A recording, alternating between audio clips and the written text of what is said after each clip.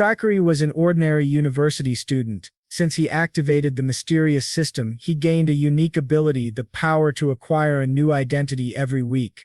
He could become anyone, for example, the president of a large corporation, the best assassin in the world, or a brilliant visionary. If he needed to cook something delicious, he could easily become the god of cuisine. He could even take on the identity of a rebellious alien tasked with uniting civilizations. Of course, having to change identities every week irritated him a little, but on the other hand, who wouldn't want to live such an exciting life, crossing 4 oceans, traveling the entire world, seizing control of the universe, or even earning the title of king? It was a life not everyone could handle, but the main character was ready for it. For now, though, he had to return to reality. It was just another normal day at the university. However, during one class, a fight broke out.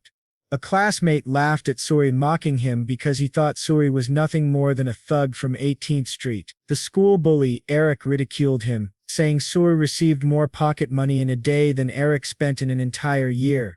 Eric threw a stack of money at him and told him to stay away from Lucy, his girlfriend. His friends supported him. No one could understand why Sue dared to fight for the most beautiful girl in the class, especially since Eric's uncle was the vice-chancellor. The whole class hated Sue and called him a beggar. Suddenly, Mr. Lee, an executive from an international corporation, entered the classroom. Everyone recognized him because just yesterday the professor had told them about an incident that happened in his company. No one understood why one of the leaders of the powerful King Corporation would come to their school. At that moment, Mr. Lee and his men bowed to the boy who was being ridiculed by the entire class. Everyone was shocked and confused. The teacher tried to say it must have been a mistake since Seung was just a poor student from a small town, but Mr. Lee told her to shut up because Seung was the sole heir of the King Corporation. Eric was horrified. He could not understand how this beggar could be the heir of an international company. At that moment, Seo struck him, saying, "A goose is no friend of a pig." He then walked over to Lucy, the most beautiful girl in the class, hugged her, and unexpectedly kissed her. Lucy didn't know what to say, but then Seo told Mr. Lee it was time for them to leave. Together they walked out. Lucy was embarrassed but also secretly happy. Eric, on the other hand, cried, unable to accept his defeat. No one understood how Seo had gone from a poor man to a rich heir. Just 20 minutes ago he was nothing more than a bad student. That very morning he had read the news that the president of King Corporation had died in a car accident. Seo had been saddened by the news but also wondered why he cared so much. Suddenly the class president, the same Lucy, threw a newspaper at him. His friend George mentioned that many people in the classroom were on their phones, but for some reason, Lucy only paid attention to Seo. She confessed that she had liked him since first grade, but he never responded because he didn't care. George reminded him that many people envied him, but Seo didn't like it. The truth was, Seo couldn't start dating Lucy because he had no money. At that moment, a powerful system activated in his mind. It told him that he could change personalities every week. By activating and completing a new mission, he would gain a random skill. That was how he had acquired the identity of the president of the King Corporation. On the surface, he was still just an ordinary student, but in reality, he was also the sole heir of the King Corporation, after the death of its president. Today, Seo officially took over that position. He had gained personality traits such as business vision, leadership, and a calm temperament. He was tasked with uncovering the true cause of the president's death and confronting the vice president. Suddenly, the teacher ended the lesson and Seo woke up abruptly, realizing it was just a dream. At that moment, Lucy approached him angrily, asking why he was ignoring her. He tried to avoid the conversation, but Eric suddenly came up again, reminding him not to get close to Lucy. That was when the fight mentioned earlier broke out. Seo became convinced that his mind had indeed received a new identity. Even the memories that other people had of him seemed to have changed.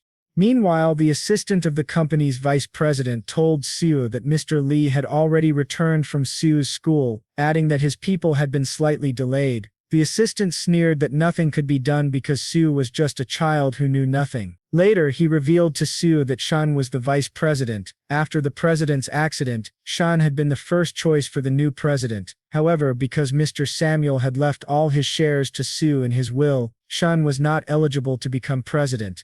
Now Sue understood why the vice president hated him so much. The system then gave Sue 1 month to uncover the true cause of Samuel's death.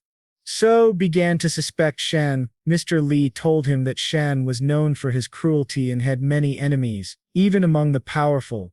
All the higher-ups had mysteriously disappeared.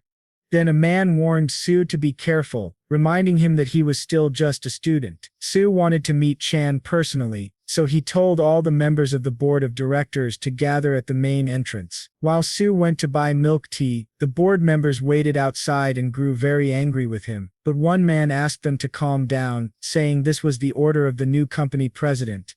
However, they argued that the new president had no ability or qualifications. How could he possibly become president? Why couldn't Chan take the position instead? Some employees agreed, saying they also wanted Chan to be the company's president, but the older staff members opposed them, insisting that since President Samuel had only recently passed away, the heir chosen in his will must be respected. Suber heard the conversation and thought about removing them once he became president. After a while, Sub finally appeared. He was dressed in an expensive tuxedo and held a glass of wine in his hand. Chan greeted him warmly, introducing himself as his deputy, but Sue told him he already knew everything he needed to about him. One of the employees saw the milk tea in Sue's hand and mocked him, saying he should go back to university and continue playing computer games, because business was war and he didn't belong here. Sue smiled and asked what kind of dog was standing behind Chan. Furious, the man tried to defend the employee, but before he could say another word, Sue slapped him. Suizan declared that if a dog didn't belong to the deputy yet still dared to bark, it needed to be punished. He then scheduled a meeting in the conference room in 5 minutes.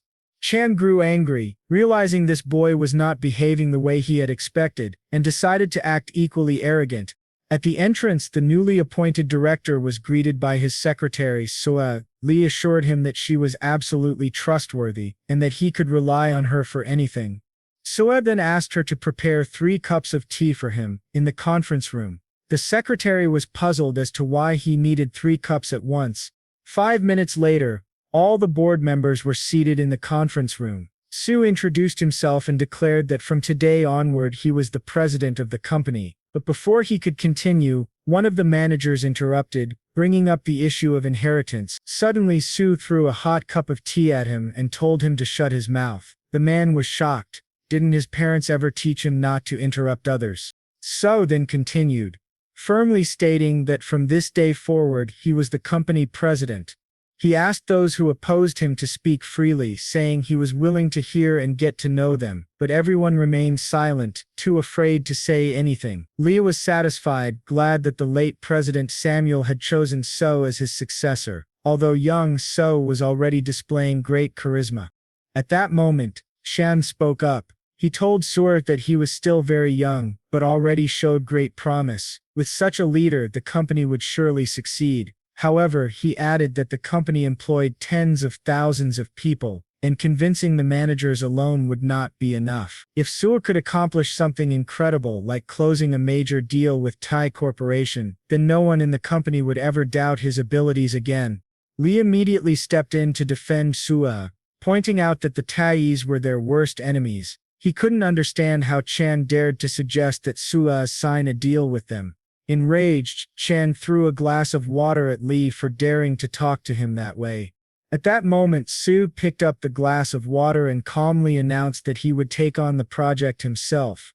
Chan smirked, calling Sue very courageous, and asked if 1 month would be enough time to complete such a project. Sue boldly replied that 1 week would be enough, then ended the meeting. He instructed Sue to follow him. Lee tried to stop him, insisting that 1 week wasn't nearly enough for such a task, but after Sue left, Chan thanked Lee for bringing him there because now he could finally see this idiot with his own eyes. He and his advisors mocked the new president, while Lee's assistants couldn't understand why Samuel had chosen such a fool. They even considered leaving the company before it was too late. Later, after everyone had gone, Sue asked Lee to tell him how President Samuel had died. Lee explained that Samuel had suffered an accident, and the police had already ruled it as such, but Sue couldn't believe it. If it had truly been just an accident, then the system would not have forced him to investigate. Lee continued, saying that earlier that morning, Samuel had collided with a truck at an intersection and died. The truck driver had been collecting garbage at the same time every day, so the accident was not considered intentional. Sakuri then asked where the driver was now. Lee replied that the man had been detained and was currently at the police station. Sue immediately instructed Lee to go to the station and follow the driver. Lee was shocked, unable to understand why the president himself truly suspected something was wrong, yet he obeyed in silence. Unnecessary questions were ignored, and Sue immediately went to complete the task. In less than a few minutes, Sue brought him all the information about the president of Thai Corporation. His name was Anthony, and Sue immediately began studying the documents. The man's name felt strangely familiar. Suddenly, Sue saw a photo in the dossier. It was his classmate Lucy. She was the daughter of the president of Thai Corporation. Meanwhile, night had fallen.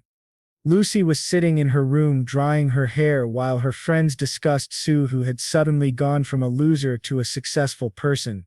Suddenly, Lucy noticed that Sue had sent her an SMS saying he wanted to see her. She was overjoyed. Quickly dressing, she told her friends she would be back soon and left the house. On the street, she looked around searching for Sue. Suddenly, someone hugged her from behind and called her beautiful. Startled and frightened, Lucy instinctively threw the man to the ground. When she realized it was Sue, she nervously checked if he was okay before asking why he had attacked her from behind. Sue asked her why she hit him whenever he approached her secretly but did nothing when he came to her openly and kissed her. Lucy blushed and timidly asked why he had avoided her for so many years but was now acting completely differently. Sakuri answered that before he had been poor and could not offer her a happy life, but now he was no longer that miserable boy. Now he was ready to give everything for her love. Lucy hadn't expected this. Tears of happiness filled her eyes because she had always thought So didn't love her. Sue wiped away her tears and then asked if it was true that her father was the president of Thai Corporation. Lucy replied that she had already told him 5 years ago. Her father had started his own business and founded Thai Corporation. Sue then said he wanted to establish himself in her father's company and would need her father's help. Just then, Sue received a phone call. He was informed that the truck driver involved in the accident had committed suicide. Sue was shocked but did not show it. He told the caller he would come immediately. Rushing, he told Lucy he would call her the next morning. She was upset, as she had never been able to fully express her feelings to him. In a hurry, Sue began crossing the street without looking. He didn't notice the speeding car rushing toward him. It was just 1 meter away when at the last moment, another vehicle struck its tires, changing its trajectory. The car that had tried to hit Sue quickly fled the scene. It turned out that Sue had been saved. The scarred man, Yin, stepped out of the car and asked if Sue was okay. Later, Yin reported to Chan that the driver could not have hit Sue because he had appeared suddenly and saved him. Chan replied that it wasn't important. He only wanted to scare Sue. He wasn't foolish enough to kill 2 company presidents at the same time. Meanwhile, Lee and Sue arrived at the office. Sue quickly realized it had been a warning. Someone wanted him to give up. Lee was furious. If he hadn't arrived in time, something terrible could have happened. Sue then asked Lee to tell him what had happened to the truck driver. Lee explained that the driver had indeed been under surveillance for a long time but had died suddenly while in detention. By the time he arrived, the man was already dead. The driver had left a note saying he had no money to pay for the damages, so he paid with his life. Sarah asked where the driver's family lived. Lee replied that the man had divorced years ago and lived alone. Sarah then instructed him to investigate further, reasoning that if someone had hired a killer, the leverage used to make the driver agree to such a fate could only come from a family member. Lee immediately stood up, saying he would look into it. Meanwhile, a new day began. The sun shone brightly over the houses. Mirai, Anthony's wife, scolded her husband for doing nothing but eating and showing no concern for their daughter. Anthony asked what had happened to Lucy. Mia replied that Lucy had been spending time with a boy every day, and last night Shane, her boyfriend, had waited for her all night but she never came home. At that moment, two young men came downstairs. One of them, Lue, asked his mother why she was shouting so early in the morning. The second, Shane, asked if Lucy had returned. Mia answered that Lucy would be back soon and told them to sit down for breakfast. Shane then said that if Lucy truly didn't like him it would be better for him to leave, but Lou insisted that as the boss Shane couldn't lose to some poor student who wasn't even worth his attention. Just then Lucy returned home, with Sue at her side. The entire family was shocked and couldn't understand what was happening. Sue introduced himself, saying he was Lucy's boyfriend. It was his first visit to their home, and he hadn't brought any gifts other than fruit. Lucy's brother was displeased, threw the fruit at Sue and told him to leave the house. Sue turned to Lucy's father, respectfully calling him uncle. He complimented the family, saying they were wonderful, but added that Lucy's brother was behaving very rudely. The man immediately told Sue to shut up. He said he admired Sue's business skills but asked why he had done something so reckless today. This was not good for his daughter, and Sue should have left. Sue was about to reply, but Shane interrupted, asking to say a few words. Shane introduced himself as the young leader of Sunshine Corporation, and claimed that he would soon be its president. The moment felt very familiar to Sue. He guessed Shane would now throw him a bank card. And indeed, that's what happened. Shane tossed a card at Sue's feet, saying it contained $1 million. He could take the money and leave. Sue didn't want to stoop to his level, so he just stood there, expressionless, staring at Shane. Lucy didn't understand why Shane was so eager to flaunt his identity today, since he usually didn't care about money and never bragged about being the leader of Sunshine. Shane answered that he only wanted to remind certain people of their humble positions, so they wouldn't dream of something beautiful they didn't deserve. Suddenly Sue picked up the bank card. Shane thought he was going to accept the money, but instead, Sue slipped the card into Shane's jacket and told him not to throw away the money his father had earned through hard work. Lucy's parents were shocked by Sue's behavior. Shane immediately grew furious. He shouted that it was none of Sue's business. After all, he was the young executive of a company worth $30 billion, and it was up to Lucy's parents to decide who was worthy of their daughter. Sue calmly replied that he was the president of King Corporation. The entire family and Shane were stunned. They never expected this nobody to be anyone of importance. Sue, slightly embarrassed, didn't look like a wealthy man at all. Shane refused to believe him, calling him a liar and insulting him. Just then, breaking news appeared on the TV. The report said that after the sudden death of the company's former president, a 19-year-old named Sue had inherited the position of president. King Corporation's market value was reported at $130 billion. Lucy's father was embarrassed as he also hadn't believed Sue could possibly be the president. Sue turned to Shane and said he would be happy to cooperate with him in the future. Feeling awkward, Shane muttered that he had urgent business and quickly left, slamming the door so fast that no one had time to say goodbye. Loie immediately hugged Sue, saying he had always seen him as a remarkable person. Mia invited Sue to sit at the table and promised to bring him food. When Sue sat down, he told Anthony he was there for business because his company hoped to cooperate with Thai Corporation. Anthony coldly replied that he would never in his life do business with King Corporation. Furthermore, a representative of that company had no right to discuss business in his house. Lucy asked her father why he was being so rude to Sue, but Anthony insisted that cooperation was out of the question. Sue said he had already sent people to investigate the reasons behind the conflict between King and Thai. Mia asked her husband why he couldn't do something good for his business, and then requested that Sue explain the situation. Sue replied that, according to his findings, something had happened when Anthony and Mr. Samuel were young, but Anthony didn't let him finish. Grabbing Sue's hand, he told him to shut up. He quickly stood and pulled Sue with him, saying he was ready to sign all the documents with him. With a dissatisfied expression, he added that Sue must never dare to mention this conflict in front of his wife again. Soon after, Chan learned that Anthony had signed a contract with Sue. He couldn't believe it. Dean told him that Anthony would make an announcement to the board of directors in 2 days, and asked what Chan thought about it. Chan replied that it made no sense. Tai had been enemies with King for a long time, so how could Anthony agree to a young boy's demands?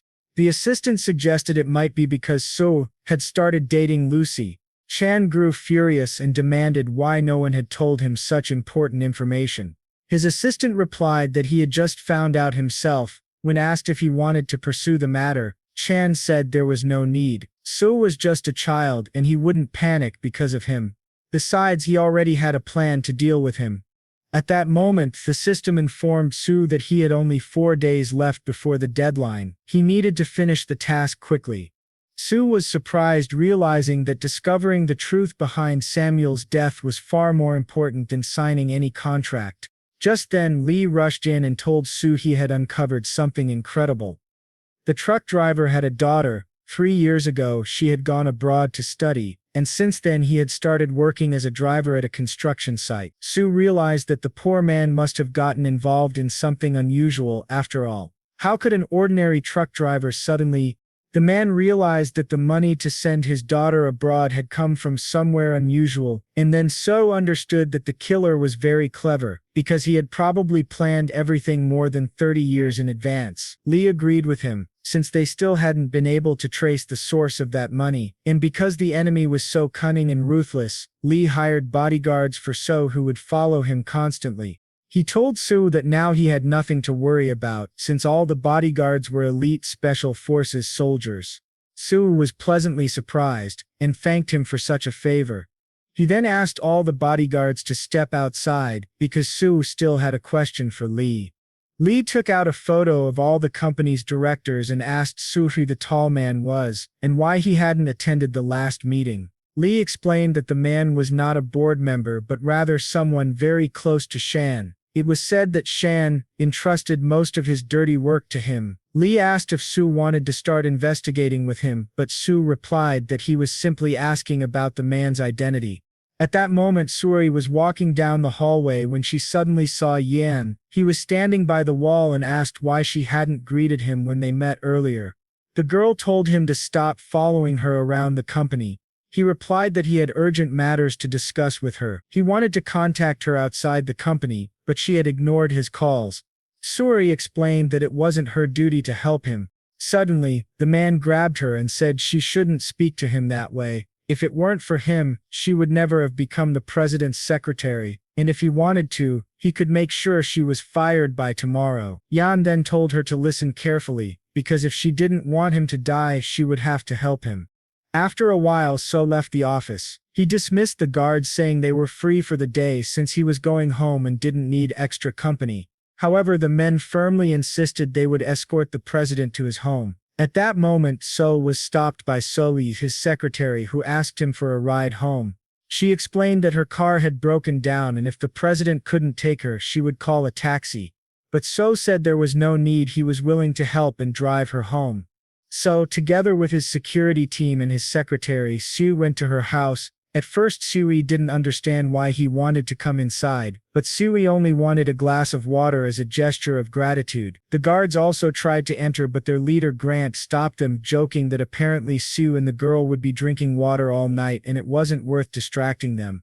Inside her house, Sui felt nervous. The place was messy, but Sui reassured her, saying that when he lived in the dormitory, things had looked much worse. He noticed her bra lying on the back of the sofa and teased that she must be putting all her energy into work. Embarrassed, she snatched it from his hands and asked him not to touch her belongings. Soon after, she went to the kitchen to get him some water. But she remembered what Yan had told her. She needed to find a way to be alone with Sue and give him some medicine. Afterward, Sue would faint, and she would have to take a compromising photo of him without clothes. She put the drug into his water and brought it back. At that moment, Sue was looking at the photos hanging on the wall. He asked where her mother was. The girl answered that her mother had already returned to her homeland. Sue picked up the glass of water, but suddenly asked Sue how she was related to Yan. The question startled her, because they shared the same surname. Frightened, she insisted that she had no relation to him. They were just namesakes. Sue didn't press further. He seemed to believe her easily, and drank the water without hesitation. Afterward he prepared to leave. However, the drug hadn't taken effect yet, so Sui stopped him, saying she had a question to consult with him about. Sui paused and replied that it seemed she didn't intend to let him leave that evening. He sat down on the sofa and asked what was going on. Meanwhile, the bodyguards were waiting outside for their boss. Sui sent them a text message, ordering them to cut off the internet in the house. Grant immediately commanded his 3 men to disconnect all incoming cables and shut down the signals from the nearby towers. They reacted instantly, carrying out the instructions. So then asked his secretary what she wanted to discuss, but she stayed silent. The young man quickly realized that she had drugged him, though he wondered if she even knew what kind of drug it was. So asked her if he looked sleepy. Then he concluded that she had probably been deceived into thinking it was a sleeping pill, when in fact it was an aphrodisiac. If she truly didn't know what kind of pill it was, then someone else must have known the truth, and that meant they were both being watched. Sui herself began to wonder why Sui hadn't fallen asleep yet. Her face had changed so much that she thought she might have added too many sleeping pills. At that moment, a hidden camera inside one of the power sockets switched on. Yan and his assistants watched with interest, eager to see what their new president was capable of. Setri approached the young man and noticed he had a fever. She felt he urgently needed to be taken to the hospital, but when Setri got closer to the girl, he almost lost control. He picked up his phone and realized there was no signal, no connection, no internet in the house. Everyone watching grew frustrated because the show they were expecting was about to begin. Suddenly, Sue pushed the girl onto her back.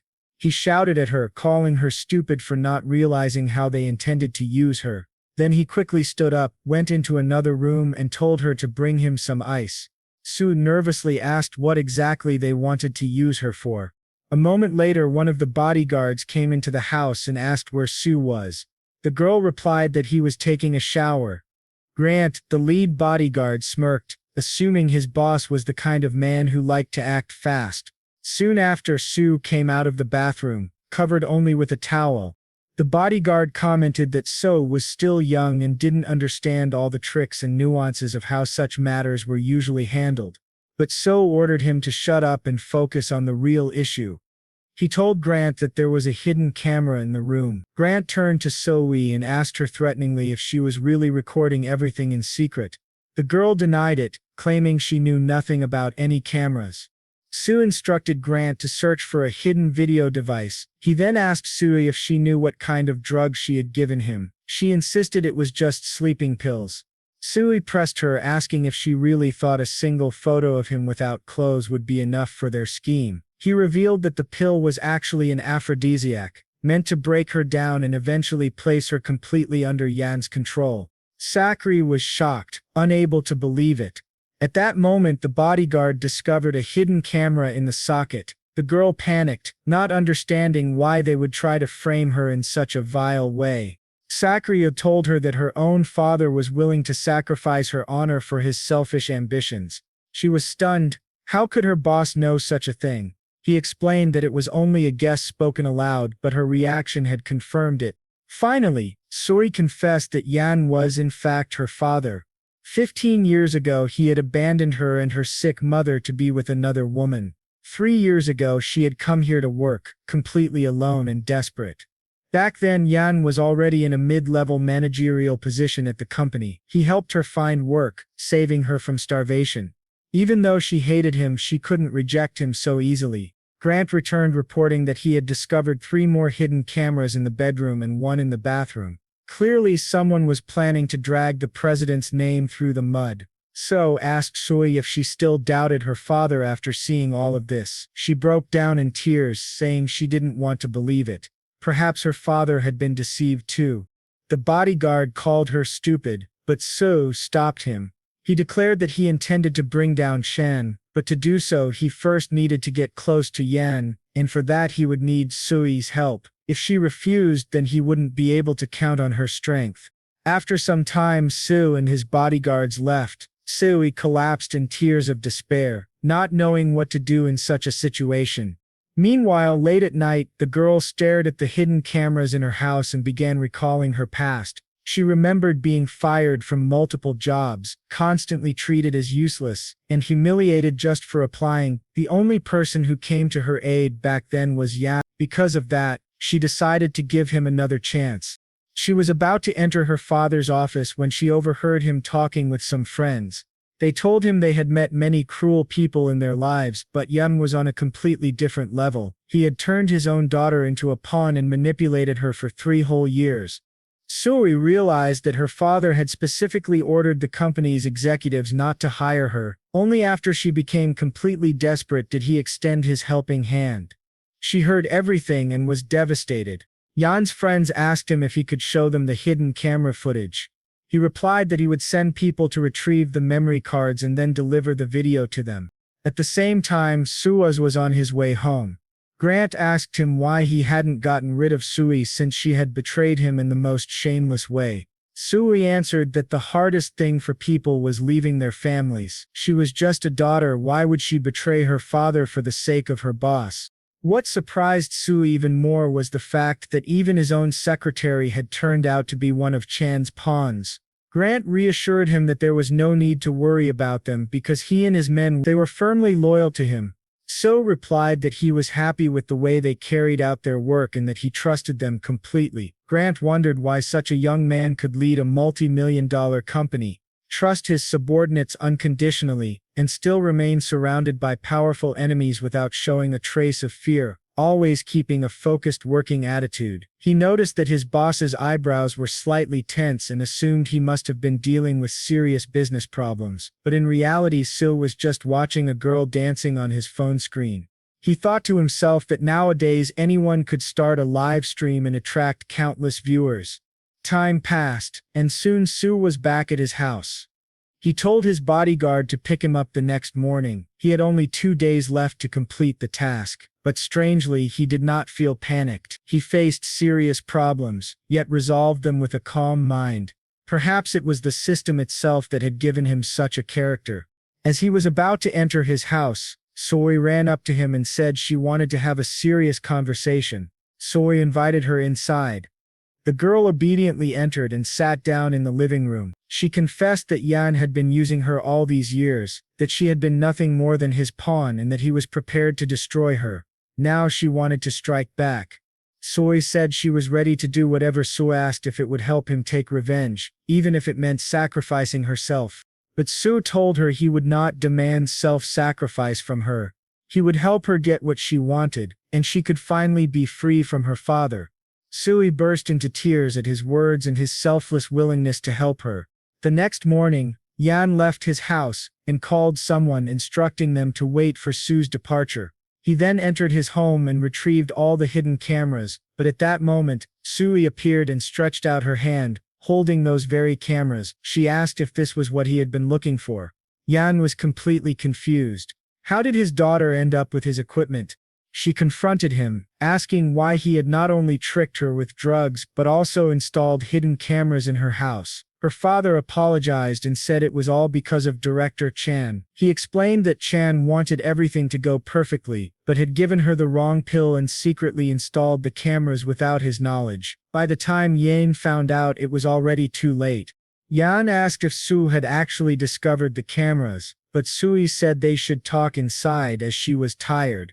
They went into his house where Yan asked her what had happened with Su and whether their plan had worked. Suddenly Yan's wife appeared and asked who the girl next to him was. He brushed it off, saying she was just a colleague. Sakri then told him it would be better to continue the conversation in his office, as she didn't want to see his wife. Once inside, she remembered Seo's words, that for things to truly turn around she would need to access Yeon's computer. Sakri handed him the video camera and asked where the memory cards were, but she refused to give them up so easily and demanded 8 million in exchange, otherwise he would get nothing. Yan found himself trapped. The girl had everything he needed and without it he could not destroy Seo. Still, he did not want to pay 8 million. He said he needed to consult with his boss. Yan left the room and called Chan. Meanwhile, Sui inserted a flash drive into his computer and launched a virus script. At the same time, Sui's programmer, the one her bodyguard had found, was searching for something valuable inside Yan's computer. She stayed close to the machine the whole time, urging the hacker to hurry. The hacker managed to find a hidden folder, but it was locked with a password. That wasn't a problem. Just as Yan was returning to the room, Chan had agreed to transfer the money, but Yan insisted he first needed to check the surveillance footage before making payment. When Yan entered, he saw his daughter standing at the computer and demanded to know what she was doing. The girl casually remarked that he had no conscience, not even keeping a photo of her and her mother on his desk. Yan told her to stop talking nonsense and demanded the CCTV footage, reminding her that he had the money, but she refused, insisting he transfer the money first. He warned her not to try to trick him, or she would become his enemy. He transferred the money, then ordered her to show him the tapes immediately. Sui told him that as her father she would never allow him to see such a video involving her. She understood he only wanted to use it to destroy Sui's relationship with his girlfriend Lucy. She then revealed that she had already sent the video to Lucy. Yan was furious. He grabbed her by the arm and demanded she hand over the tapes or else she would never leave his house. At that very moment, Lucy's family arrived at the company headquarters. Shan instructed his assistant to inform everyone that the interim board meeting would soon begin. Sakri was already seated on the sofa waiting for the meeting to start. The girl approached him and told him the meeting was set to begin in a few minutes. So rose proudly. It was time for the decisive battle. At that moment, a fierce argument broke out between So and Yen. The man pushed his daughter, causing her to fall, and told her he had no time for her tricks. He gave her one last chance to hand over the memory cards. Just then Shan called him, saying that Anthony had just arrived at the company with his daughter. So smiled, for she had already sent the footage to Lucy. Meanwhile, the meeting began. Louis addressed the attendees, furious that King's company had shown such blatant disrespect toward Tai, and even claimed that its president, Sui, had betrayed his sister. He said that if Su thought he could continue dating Lucy, he was a complete fool. Shan was overjoyed at this unexpected turn of events, noting that Louis's words were more useful than ever. Su, however, asked Louis to calm down, saying that if the young man had something to say, they could discuss it privately in his office. Shan laughed and announced that Siu, as a member of the board, had been unjustly accused, meaning that everyone should demand justice together. With those words, he ordered all the reporters into the office so that everyone could witness a fair resolution. The guards tried to block the flood of journalists, but they forced their way through. Shan instructed the guards to let them in, claiming that the media's presence would prove that his company's reputation had nothing to hide. Asked if all this was really necessary, but Shan replied that he only wanted to give him the chance to clear his name. At that moment, Lucy displayed her laptop screen and told everyone that the truth could be seen there. Just then, Yan rushed into the office and Shan remarked that this would be a lesson for anyone who dared to wage war against him. Lucy played a recording on her laptop. It revealed Shan and Yan discussing how Samuel was too troublesome and needed to be killed within the next few days. Yan explained that the truck driver was ready and could execute the plan during lunch the following day. The crowd was stunned. Shan ordered the recording to be stopped immediately and demanded that everyone turn off their cameras, but the journalist now understood that the president's assassination had not been an accident. It had been carefully planned. Shan commanded his guards to seize all the reporters and destroy their phones and cameras. Suor turned to his bodyguards and told them it was time to act. Grant and his men were prepared. He ordered them to neutralize the guards so the journalists would not be interfered with. Within minutes, the bodyguards had overpowered Shan's men without difficulty. Shan was outraged. He could not understand how Yan had dared to install a hidden camera in his office, but Yan calmly replied that he had recorded their conversation for his own protection, though it was his daughter, Sui, who had set him up. Moments later, the police arrived at the building and announced that Shan and Yan were suspects in organizing Samuel's assassination. The men were required to accompany the officers. Soon after, everything was over. Lucy was pleased to see that So and her brother Louis had played their roles well. Shortly afterward, the system notified Su that the mission had been successfully completed. To obtain a new identity, He simply needed to issue the command. A moment later, he was given a new persona, not only as president of the Kim Company, but also as a secret assassin known as Lord. No matter who became his target, the victim would never escape. But Soo decided to retire, wishing for a peaceful life. Unfortunately, his enemies were already on his trail, and that quiet life was soon to end. He received personality-based skills, such as stealth, perception, basic healing, expert shooting, and close combat techniques. His mission was to resolve all problems tied to this new identity and survive. The time limit was indefinite, and the system warned him that once his skills were extracted, they would remain with him permanently. Later, Lee reported that the police had confirmed the video's authenticity.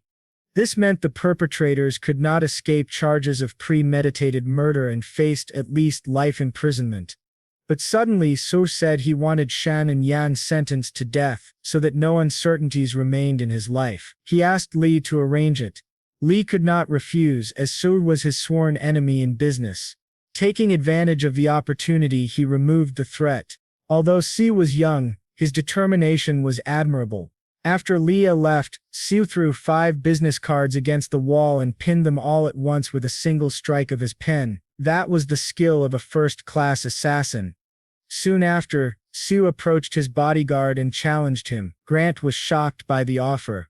Soo told him to hit him with full force, and Grant could not refuse. The man swung and struck his shoulder. However, Soo did not even feel the blow, while Grant deliberately fell to the ground in pain, pretending that Soo seemed to be wearing armor and lying that his arm felt broken. Soo realized he would not be able to train properly there and decided to find a sparring match elsewhere. For that, he went to a boxing competition. He arrived as a regular spectator, but when he saw the fighters in the ring, he was very disappointed with their performance. He said aloud that it would not be difficult for him to defeat them. A passionate boxer overheard his words and told Soo that he personally trained those fighters, but Soo replied that he was being serious. These words only angered the boxer further, and he invited Soo to step into the ring with him. The young man agreed gladly.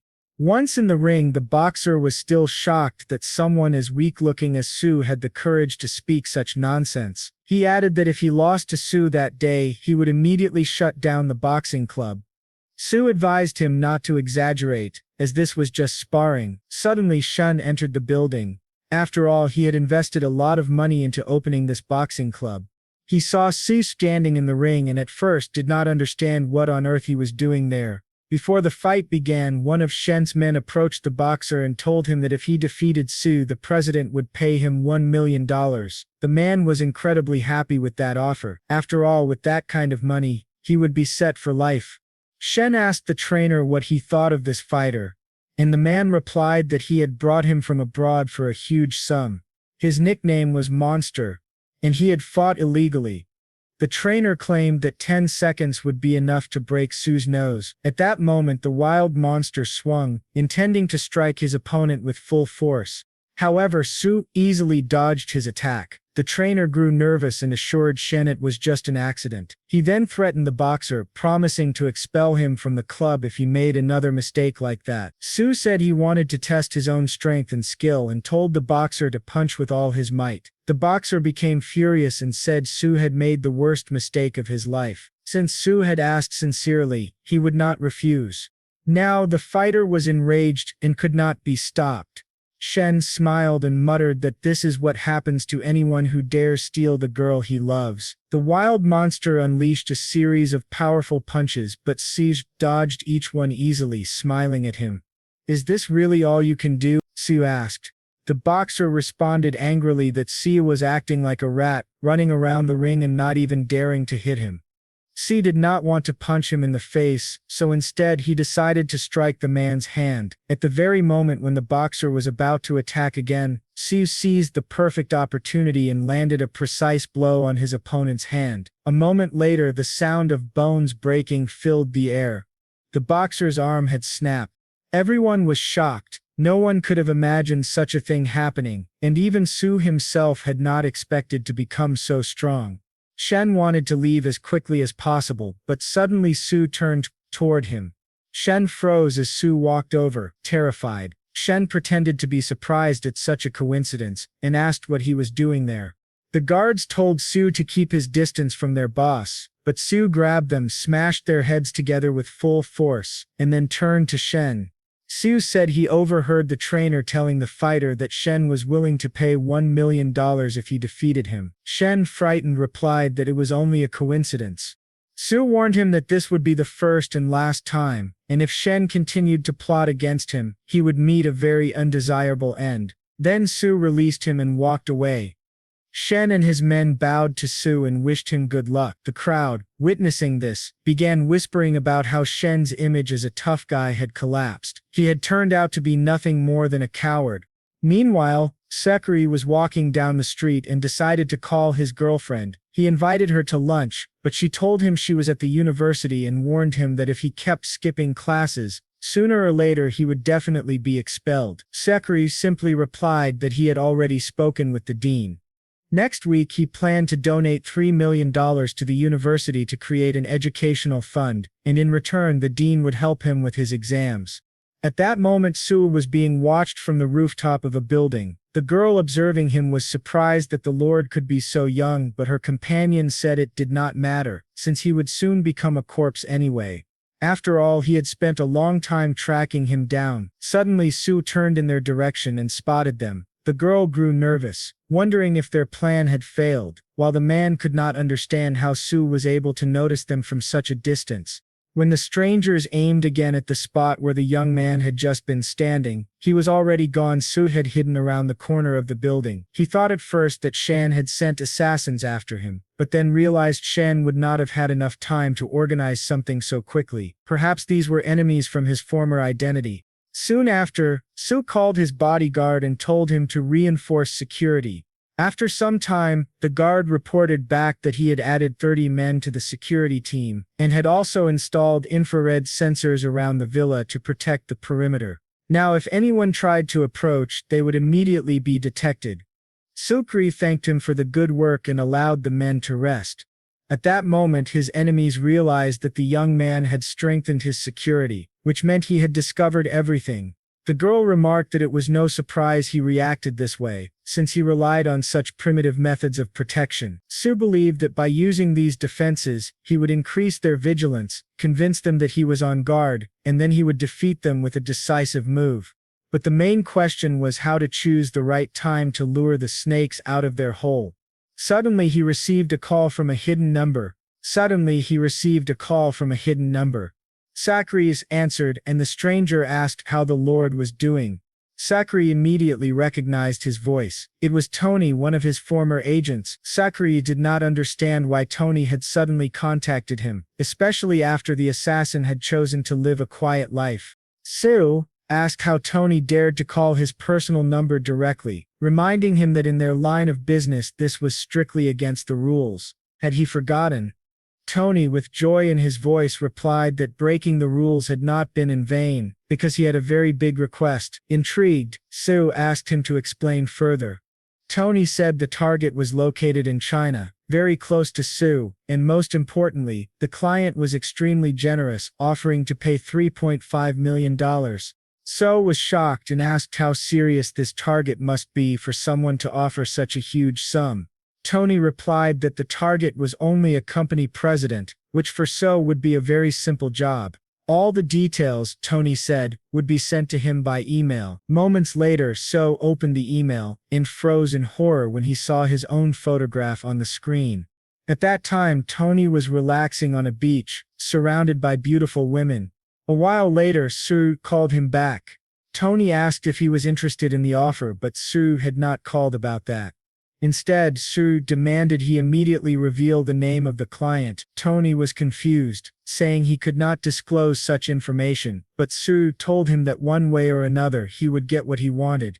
Terrified for his life, Tony finally confessed everything. He revealed that the client was Shen, the son of the owner of a corporate group. Tony laughed nervously, saying, "This guy has been in trouble for a long time." Suddenly Sue's girlfriend Lucy appeared. She asked what he was doing there since she had not been able to reach him.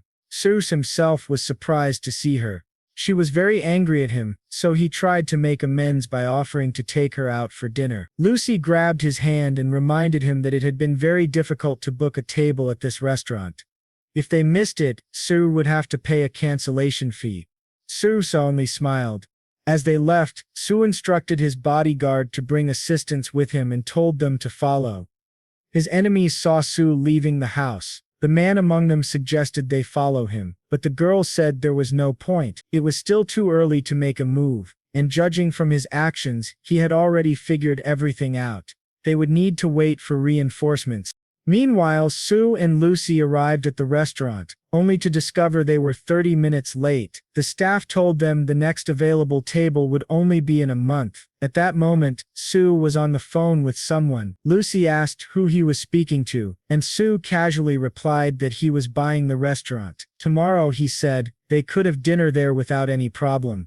10 minutes later, they arrived at Lucy's house.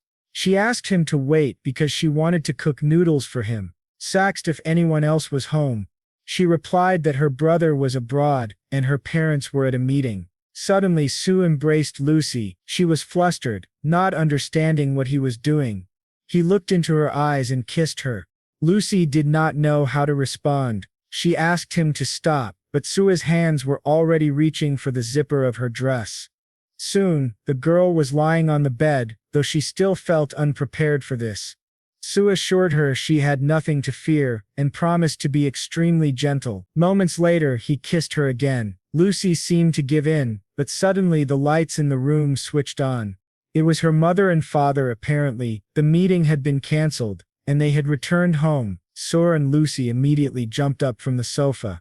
Lucy asked her parents why they were there, since they should have been at the meeting. Her father explained that the meeting had been postponed. Nervously, Sue said they had misunderstood everything. They were only looking for the light switch in the dark, but had stumbled and fallen onto the sofa.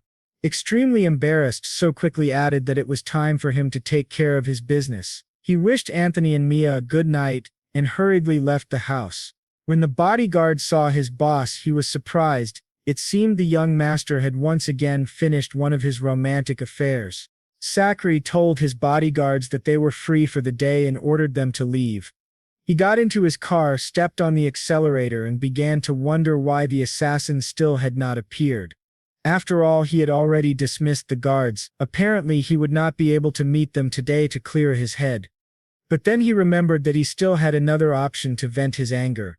Shane. Soon, he arrived at the hotel. 2 guards were standing at the entrance to the room. Sue asked if he had understood correctly that Shane was inside.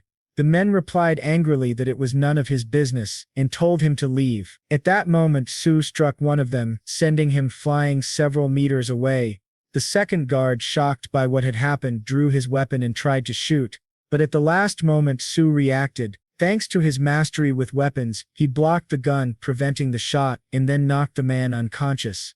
Inside, Shane heard strange noises outside the door and didn't understand what was happening. He opened the door and shouted that if his men didn't shut up, he would break their legs, but only Sue stood there, greeting him cheerfully. Shane froze in shock and asked what he was doing there. Sue replied that it was a private matter and ordered the women in the room with Shane to leave.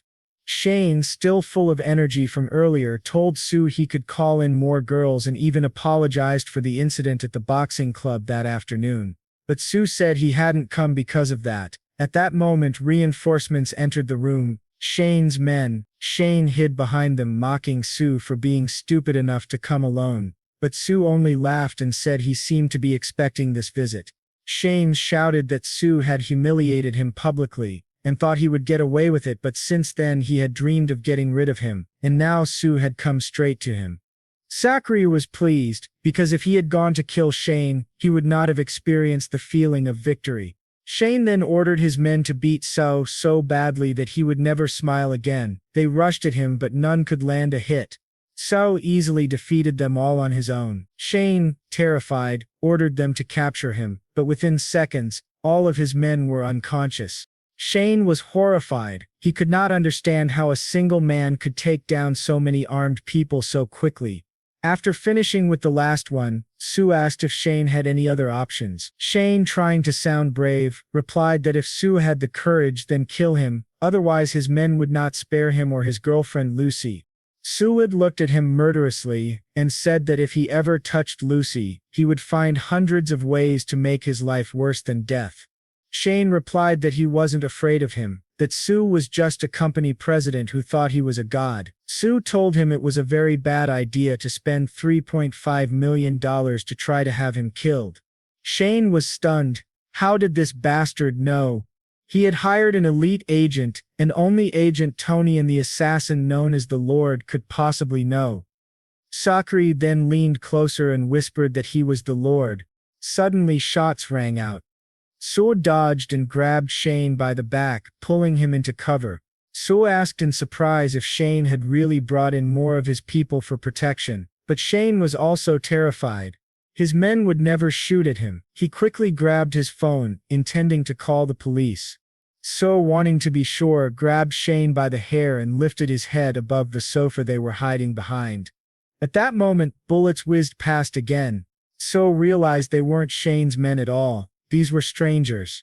Maybe the same assassins who had been stalking him that afternoon. From the corner of his eye, he saw them on the rooftop of the building across from the hotel. One of the assassins saw Sue running out of the room. Before leaving, Sue tossed a red cloth onto the sofa, a signal that the duel had begun. The assassin moved toward the hotel exit, waiting for Sue. But after some time, he felt a sharp pain in his left shoulder. Looking at the wound, he realized a chopstick had been thrown at him. Sue, standing on the hotel rooftop, had thrown it like a dart and managed to hit his target from 50 meters away. The assassin finally understood why he was called the Lord. Without hesitation, he threw a smoke grenade, smiling bitterly. He had decided to flee at the first real difficulty. Lowering a rope, he began to descend, knowing the Lord was far too strong for him. If Sue could do that with ordinary chopsticks, what could he do with real weapons? But Seo was already waiting for him on another floor of the building. As the assassin descended, Seo struck him in the stomach with a powerful kick, slamming him against the wall. The man realized he had to come up with something fast. Suddenly he pulled out a gun. The assassin fired at Sora, but he managed to dodge 2 bullets and suddenly vanished from sight. A moment later, Sue slapped him across the face and said that compared to him, he moved like a turtle. Sue grabbed the assassin by the throat and demanded to know who had sent him. The man, with a satisfied smile, replied that it was no wonder Sue was considered the king of assassins. He had just proven it himself. Sue gave him 10 seconds to reveal who ordered the hit, otherwise he would release his grip and let him fall. The assassin seemed ready to name his employer, but at that moment he suddenly pulled out a knife and tried to stab Sue. Sue reacted instantly, releasing his grip, and the assassin plummeted quickly toward the road below. Normally Sue wouldn't care. He could find his employer without help, but this time the assassin was unexpectedly saved. Several cars passed directly below him, and he landed on the roof of a truck, miraculously surviving. His assistants, men in black suits, immediately opened fire on the rooftop, but it was already too late. Sue had pulled back from the ledge, hiding from their sight. A white-haired woman immediately gave her subordinates an order. They could not allow the man to escape. She helped the wounded assassin stand, and he insisted he would be fine, claiming only a few vertebrae had been broken. The deputies climbed to the rooftop but reported that no one was there anymore. The woman was furious, shouting that they had just lost the legendary Lord. The injured man told her they needed to leave quickly before the police arrived. He admitted that the Lord was terrifying and warned her to be very careful. But the woman replied that once they returned, he himself would have to explain everything to the boss. They got into their cars and drove straight to their leader, unaware that Sue had already hidden himself in the trunk, planning to infiltrate with them. After some time they arrived and reported the situation to their boss. The man was furious. A single hair from the Lord's head had not been touched. The assassin apologized, admitting he had been overconfident, thinking he could handle Sue alone. He begged for another chance, promising he would definitely complete his mission and destroy the Lord. The boss threatened them, warning that he would be boarding his ship in 3 days. If by then the problem with the Lord was not solved, none of them would be happy with the consequences. The assassins realized they could not disappoint their boss again. The man said they needed to carefully devise a flawless plan. They no longer had the right to make mistakes. The white-haired woman then suggested resolving the matter by targeting the Lord's friend. At that moment, So, who had been listening in secret, recognized the client. His name was Ken Wilson. 7 years ago, during races in New York, Wilson had lost a large sum of money to the Lord, and as punishment, lost 3 fingers. Many years had passed, but he was still obsessed with revenge. Later, Sue called his girlfriend. She was surprised, asking why he was calling so late. Sue asked if she wanted to go on a cruise.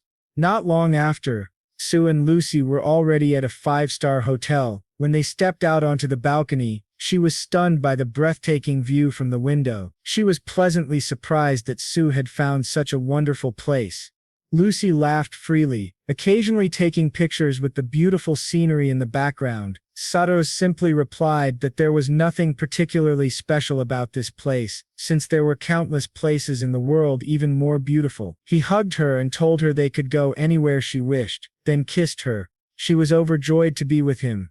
She told him she was going to take a shower and then head straight to the beach. Siu, feeling hungry, asked if she wanted to eat first, but she insisted on going ahead. He admired her beautiful silhouette for a moment before turning to his work. First, however, he needed to eat. He went to the hotel restaurant, where a table of food was already waiting for him. While eating, he called his bodyguard to ask how things were going. Grant told him they had successfully tricked the enemy into thinking the boss was still in the office, when in reality he was gone. Grant assured him there was nothing to worry about. So mild, knowing that his enemies had no idea he had already gone from hunter to hunted. If his information was correct, Wilson's ocean liner would be arriving here tonight. Suddenly a young woman approached him. Her name was Rose. She asked if she could sit with him, explaining that apparently there were no free tables left in the restaurant. Sato didn't mind and allowed her to sit. All the men nearby were stunned by her beauty, staring in awe. Rose noticed that despite her presence, So barely looked at her. She wondered if he was just shy or perhaps he was playing with her to pique her interest. But then suddenly So